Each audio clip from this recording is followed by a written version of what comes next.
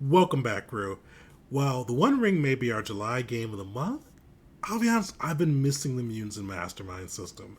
I usually have a monthly game for it, but due to life and scheduling difficulties, we haven't been able to play. So today, and especially after watching the season finale for The Boys, Amazon's kind of premiere superhero show, I've been itching to get in there, and we're going to use the Mutants and Mastermind system to build the diabolical villain from the Boys universe, Homelander. So, spoilers abound. If you haven't watched, go watch it. It's amazing. If you're watching Mutants and Masterminds, you probably like superheroes somewhat. So go check it out. It's a great show. You won't be sad you've seen it. You be a little bit desensitized, but definitely not sad. But today we're going to be looking at their premiere villain. So you should be able to see him on my screen now. Homelander, glowing red eyes and all. And basically what he is he's kind of the Boys Universe's Superman. He's got similar powers to a little bit of a different degree. We're going to go into what those powers are and kind of do a step-by-step build for him too. But basically he kind of has the golden persona that when you actually dig a little bit deeper, he is one of the worst people you'll ever find. And we're going to kind of emulate that, building him with the Mutants and Mastermind system. To do this, we're going to put him at a power level 10. Mostly due to the fact that most tables start at PL10. So I wanted to make it so that if you wanted to, after seeing this, you could go and build your own Homelander hero and make a little bit of a dark, questionable choices with your group. Or if you wanted to run him as a villain, which I highly recommend, you could take this, plop him right in, power level 10, and get him ready to roll.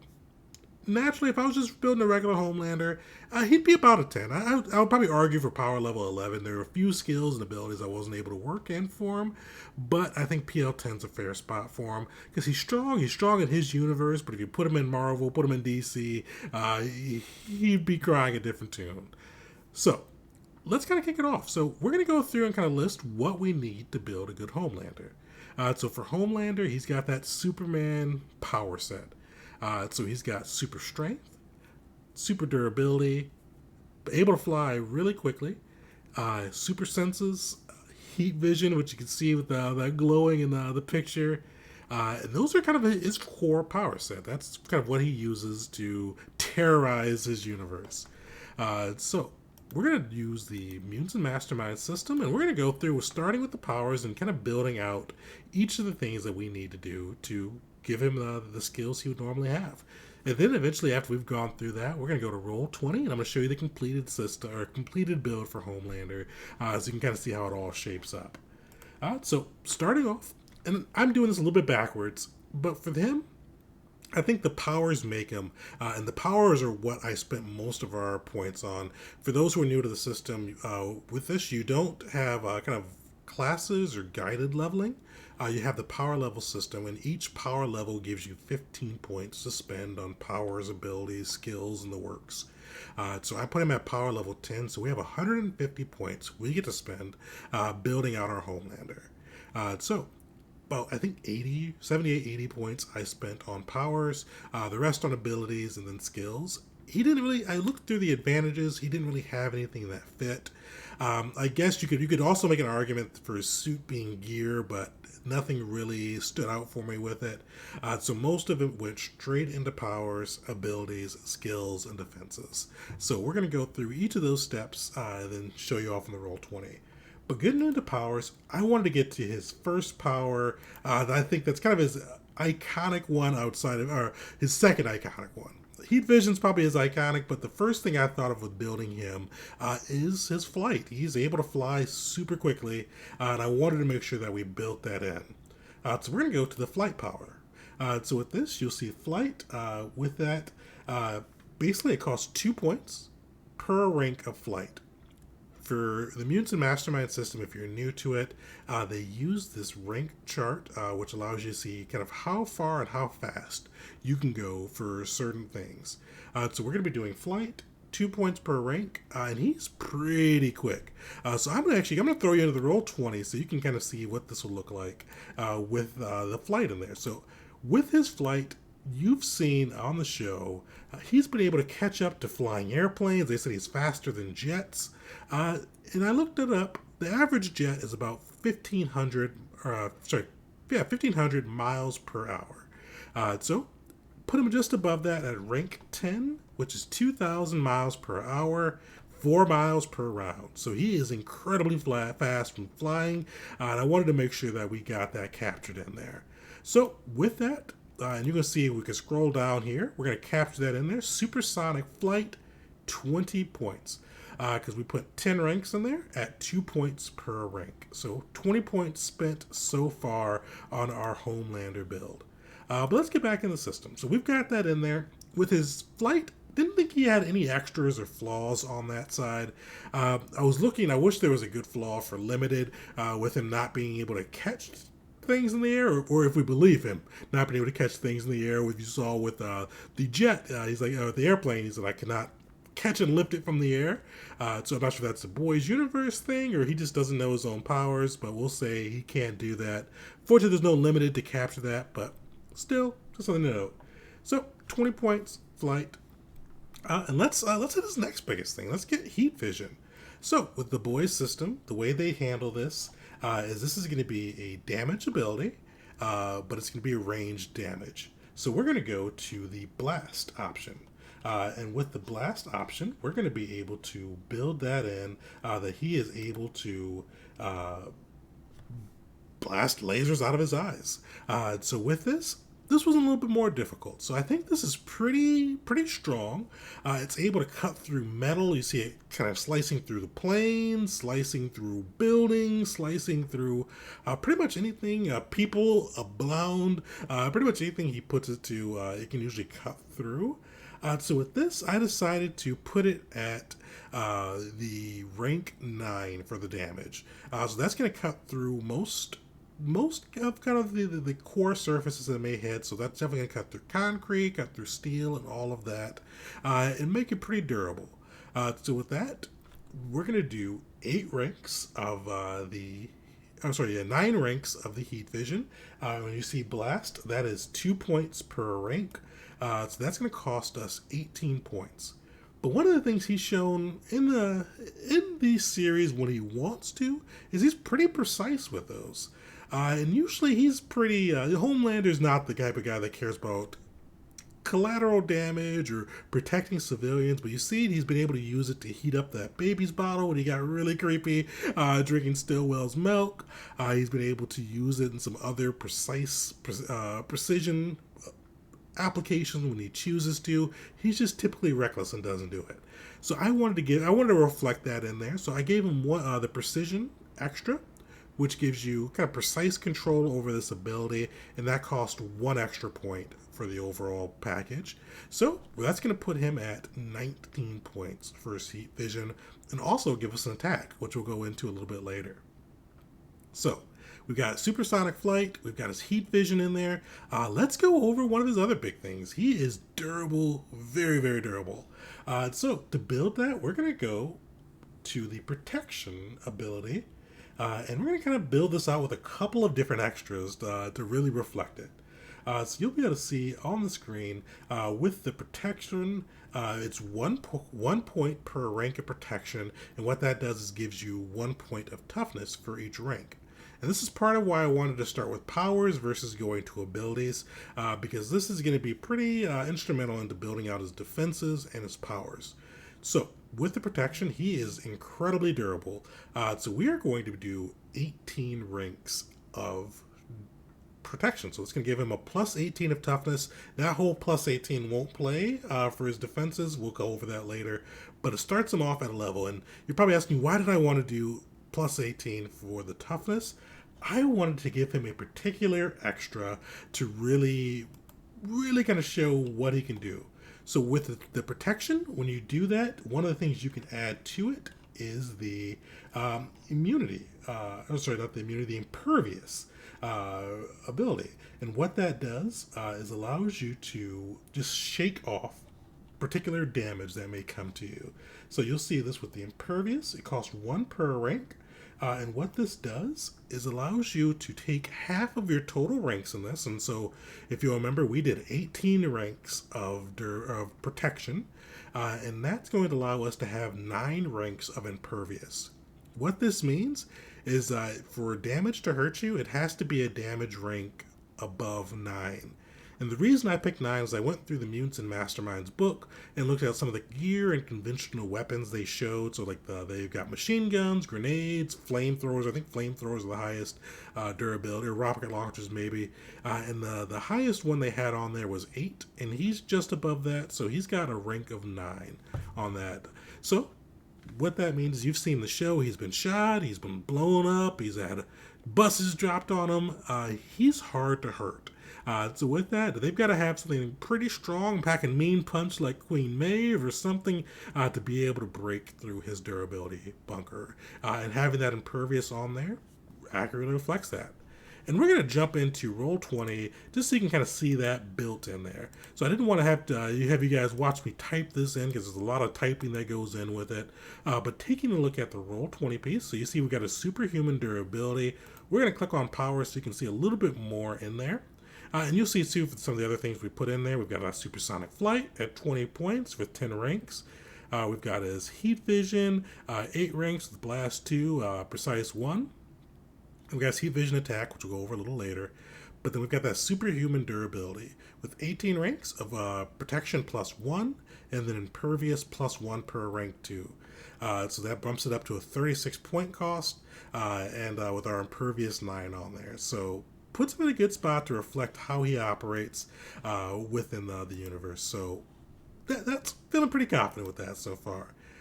So yeah, we've got his heat vision, we've got his flight, we've got his imperviousness. What are some other big things with him? So you've seen through scenes, especially when he was watching Stillwell pump and other different things, he can see through walls, see through most materials on the planet.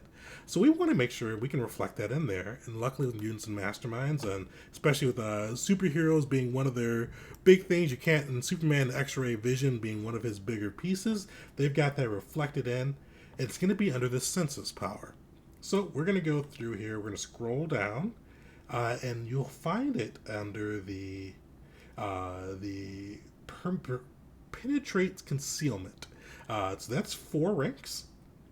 And you'll see that it allows you to see through kind of walls and things that may block your vision. Now, if you guys remember, he can't see through zinc.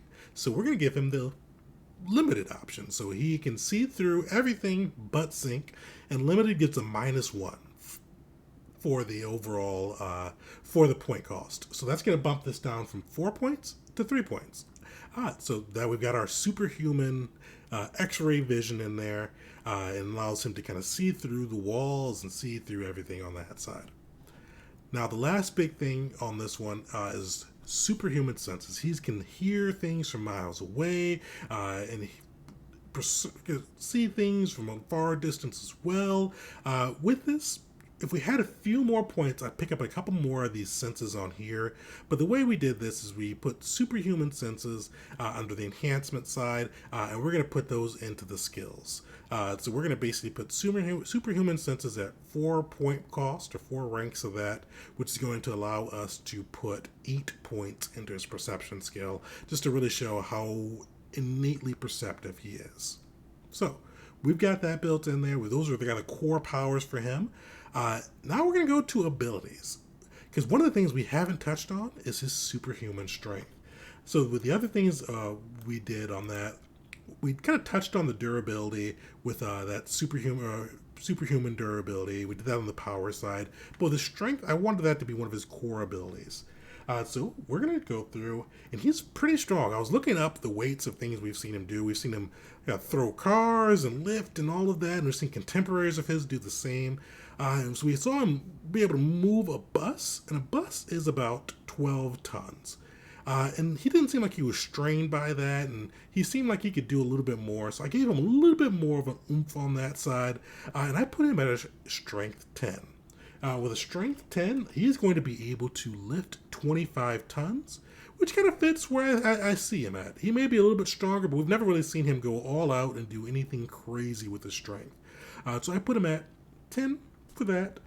So that's going to give him some pretty cool lifting abilities. And you're going to see too with that, that's going to cost us a little bit of a pretty penny for that because abilities cost 2 points per a rank. So that's going to cost us 20 points to put his strength there. So good on that side. But he has other abilities as well. So I'm going to flip us into our view so we can take a look at roll 20 again. So with that, we've got the strength at 10. Stamina. So stamina would be a little bit higher, but I put it into his superhuman durability because I really wanted to reflect that with the impervious 9. This is one of the ones, if points didn't matter, I'd have points in stamina and the durability. But with that, I had to kind of pick and choose. So I put that into the protection and impervious. Agility, he's not really shown himself to be super agile. He's very fast, he can fly, he's quick on that side. This is another one where I would put more points into initiative if we put him at point 11, like a power level 11, which I think he probably would be, but didn't really think he needed it for this one. Same thing with dexterity and fighting. He's super strong. He can take blows and dish it out, but he's not really a great fighter, as you saw when he went up against Soldier Boy and Butcher and Maeve even. He relies on his strength and his imperviousness to really go through. So I think a fighting 0 is pretty fair for him. And also, he is not a long-range thinker, not the smartest. You saw that in Season 3 in particular. So I thought this -1, which is just below average. So, fits him. Awareness, this one, mostly due to his superhuman senses, I gave him a little bit of a bump there and put him at awareness 2. And then for the big thing, presence, awareness, I put him at a rank 2 for presence, I should say. Put him at a rank 2 there. But we're going to see later with skills, that's really where we kind of max him out for both his awareness and presence skills. So we've got that built in there. But we're going to kind of go take a quick look back at powers because I wanted to give him using his superhuman strength, we're going to use that strike ability. And let me throw you over there so you can see what strike is. It's basically the damage option for kind of just throwing a punch or throwing any melee attack. It could be with a sword, hurling things. It's anything that's just melee, you're up close in person. It costs 1 point per rank. So I gave him 2 points in strike, which is going to be able to be added since it's a melee attack to his strength score. Which gives us 12 overall for this one. So basically what that allows us to do is with his strike ability, since he has that plus 12 to it, we get to add anything that he successfully lands a hit on will have to make a DC 27 toughness save to avoid taking damage or taking conditions from their damage, which I think fits. He's not, and we're going to go, actually let's go into the attack piece now. So with that, with Mutants and Masterminds, building a PC, when you build their attack, you have to have the damage, which we got from his power. So we have that at a rank 12. But you also have to use a skill to be able to make that attack. So with him, we chose Brawling, because he kind of just brawls. He doesn't really have a fighting style outside of using his super strength and speed. So we put Brawling there, and we put 4 points into the Brawling skill. So basically, you'll roll a d20 plus 4 to see if you hit something. And if you do hit something, they're going to have to make that toughness save at a DC 27. Pretty cool. Heat Vision, we kind of did something similar. He's a little bit more proficient with Heat Vision. That's his preferred method of combat. He doesn't really like to square up and fight with people. So I put that as a little bit better. He's got Heat Vision combat at 10 with a rank 9 of damage. Other thing to note, since we built him at a power level 10, his damage plus attack modifier, so the rank plus attack, can't exceed 20. Because it's twice your power level, it has to be within there. So with him, we put him at a 19. And with the other one, it's 16. So all within his bounds. So now that we've built out his attacks, we've got his abilities mapped out, let's go into his skills. So for Homelander, he's not very acrobatic. Athletics, he gets his natural one from his strength, just because it allows him to do a lot. With this system, so if you build on Roll20, or actually if you build with a character sheet too, rather than like having like a defined attack score, they allow you to build out your skills depending on what type of combat your person does. And they have 2 ones, close combat and ranged combat. So close combat skills off your fighting score, range combat skills off of your dexterity. So for this guy, Homelander, he's not like the best fighter, but he can fight a little bit. So I put 4 points or 4 ranks of skills into his brawling, which gave us that +4 up there. But you could also add different ones. You could add sword fighting. You could add super speed combat. Anything that fits your hero. But make sure it's kind of specific on that side because it's not something that covers everything your hero may do.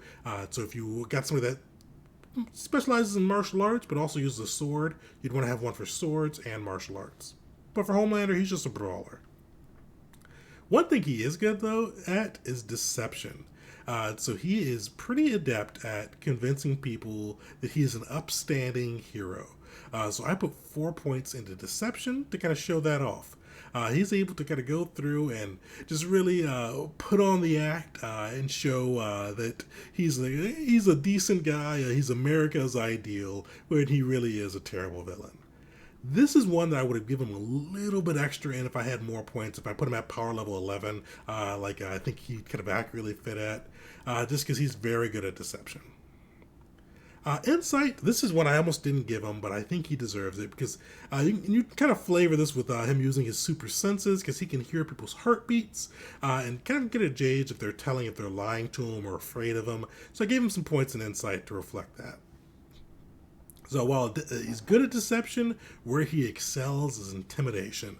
A lot of the world doesn't get to see this, but if you've seen him talking to the Deep or A-Train and kind of putting them in their place, he is a master at using his abilities and kind of pushing people to fear with just kind of using his words and kind of a demonstration of his abilities.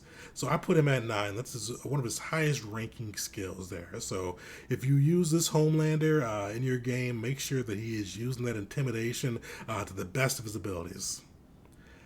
Also with that too, he's not smart, so he's got a little investigation. Perception, this is where we put the superhuman senses because he can hear really well, see really well, and all of that.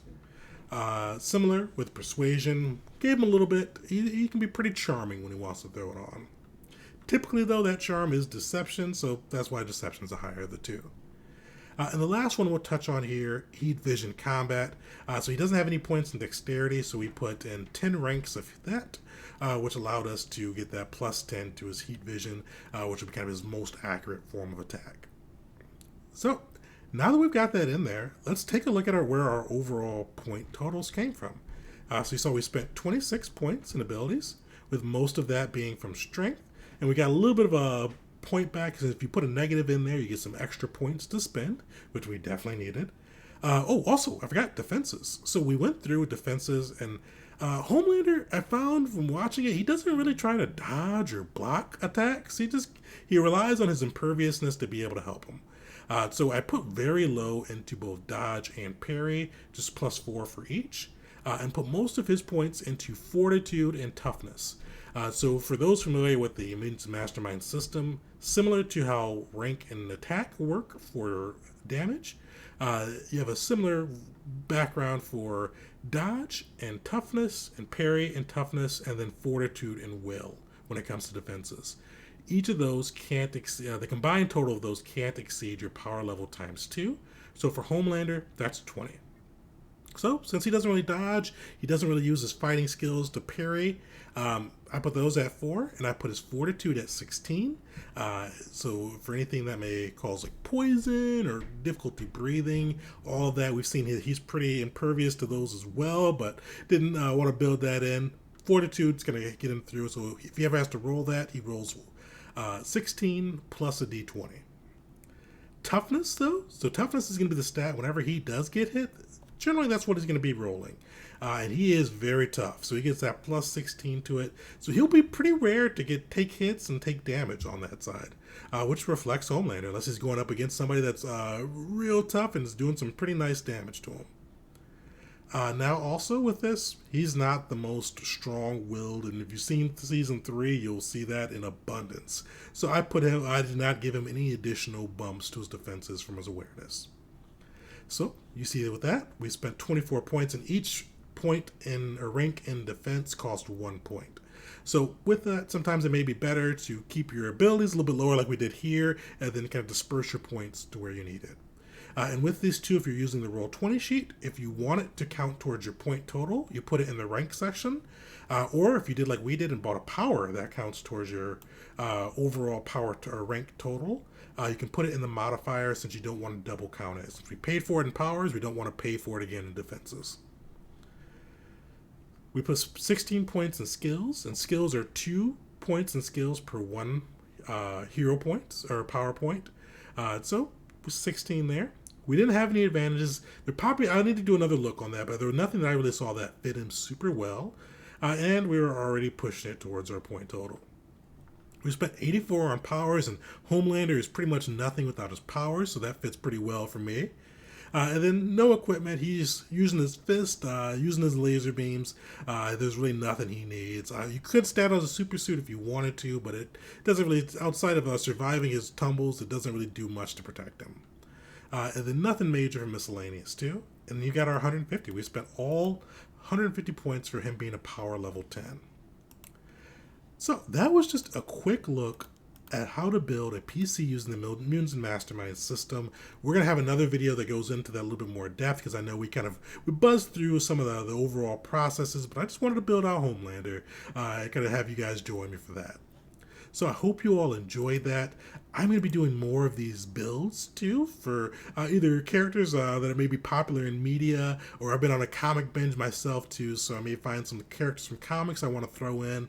But if you do have a character you want to see built using the Mutants and Mastermind system, which is incredibly flexible, you can pretty much build anything you can imagine, feel free to drop their name in the comments below, and maybe I'll throw them in one of our videos. But overall, thank you guys for joining us. Drop a like and subscribe if you're new to the channel. And stay tuned. There's going to be more of these videos on the horizon. And also, don't forget to hang out for some of the One Ring content. That's our game of the month for July. And on July 27th, we're going to be having our live actual play of the system and raffling off a copy of their PDF. So don't miss out on that. The One Ring is pretty sick from what I've seen so far. And it may be a new system that you can bring to you and your crew. But thank you guys for joining us, and until next time.